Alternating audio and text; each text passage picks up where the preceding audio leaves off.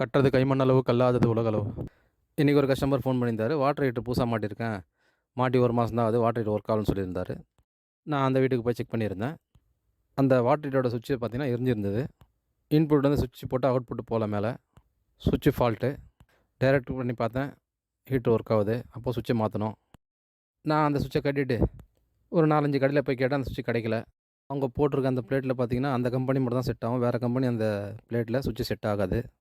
நான் நிறைய கடையில் சுற்றி கித்தி ஒரு வழியாக எங்கே இருக்குன்னு செக் பண்ணிட்டு அந்த டீலர் போய்ட்டு அந்த கடையில் வாங்கிட்டு சுவிட்சை செட் பண்ணிட்டேன்.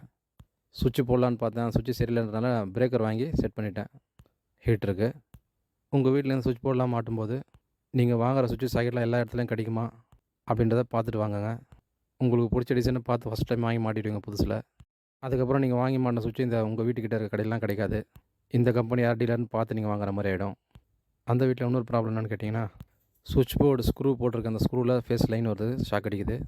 எப்படி அடிக்குதுன்னு கேட்டிங்கன்னா, நம்ம அந்த சுவிட்ச் போர்டு நிற்க வைக்கிறதுக்கு ஸ்க்ரூ போடும் தெரியுங்களா, அந்த ஸ்க்ரூ போய் கரெக்டாக அந்த ஒயரில் ஏறி இருக்குது, டைட் பண்ணிட்டு இருக்காங்க அப்படியே. அந்த சுவிட்ச் போர்டுக்குள்ள ஸ்க்ரூவில் ஃபேஸ் லைன் வருது. அந்த பாக்ஸில் ஏர்த்து கனெக்ட் பண்ணியிருந்தாங்கன்னா இந்த மாதிரி ஃபேஸ் டச் ஆனோட ட்ரிப் ஆகிடும். அந்த ஃபால்ட்டு கிளியர் பண்ண அப்புறம் தான் பிரேக்கர் நிற்கும். இங்கே அந்த பாக்ஸுக்கு ஏர்த்து கனெக்ட் பண்ணல. ஸ்க்ரூ டைட் பண்ணும்போது அந்த ஒயரில் போய் ஸ்க்ரூ ஏறிட்டு பாக்ஸ் ஃபுல்லாக லைன் வருது. நம்ம வாங்குகிற அந்த பிளேட்டில் பார்த்திங்கன்னா ஸ்க்ரூ வேறு மாதிரி ஸ்க்ரூ கொடுப்பாங்க மெட்டல் பாக்ஸுக்கு. அந்த ஸ்க்ரூ ராங் மாதிரி ஏறினா கூட கரெக்டாக ஏறாது. அதனால் நிறைய பேர் அந்த ஸ்க்ரூ யூஸ் பண்ணுறதுல தூக்கி போட்டுறாங்க. அதுக்கு பதில் இந்த ஸ்டார் ஸ்க்ரூ வச்சு ஏற்றிடுறாங்க. அது ஈஸியாக ஏறிடும். இந்த ஸ்க்ரூவோட எண்டு பார்த்திங்கன்னா குண்டூசி மாதிரி ஷார்ப்பாக இருக்கும். அது போய் இந்த ஒயரில் குத்தின்னு இருக்குது. சுவிட்ச் போர்டெலாம் டைட் பண்ணும்போது இந்த மாதிரி ஒயர் எதனா மாட்டுதான்னு பார்த்துட்டு டைட் பண்ணுங்கள். இந்த மாதிரி ப்ராப்ளம் வராது. நானே தெரியாமல் ஸ்க்ரூ ட்ரைவர் வச்சு ஏதோ கைட்டிருந்தால் கைப்பட்டிருந்தா ஷாக் அடிச்சிருக்கேன் எனக்கு. நான் டெஸ்டர் வச்சு கைட்டினால டக்குன்னு டெஸ்டர் எரிஞ்சது என்னென்னு பார்த்தேன் நான். நம்ம இந்த பாக்ஸில் இருக்க ஸ்க்ரூ வந்து ஏற்றும் போது அந்த ஒயர் போய் சைடில் இந்த மாதிரி இந்த பாக்ஸ் அந்த த்ரெட் வர சைடில் போய் எங்கன்னா ஒரு இடத்துல நின்றுச்சுன்னா நம்ம ஸ்க்ரூ ஏற்றும் போது பார்த்திங்கன்னா கரெக்டாக அந்த ஸ்க்ரூ போய் அந்த ஒயரில் ஏறிடும். அந்த ஒயரில் ஏறிடுச்சுன்னா பார்த்திங்கன்னா அந்த கரண்ட் ஃபுல்லாக பாஸ் ஆகும். ஷாக் வருது. அது அந்த கரண்ட் வந்து அந்த ஸ்க்ரூவில் பாஸ் ஆகி இந்த பாக்ஸ் வெளி சைடில் கரண்ட் வரும். இந்த ஸ்க்ரூவோட எண்டு பார்த்திங்கன்னா குண்டூசி மாதிரி ஷார்ப்பாக இருக்கும்.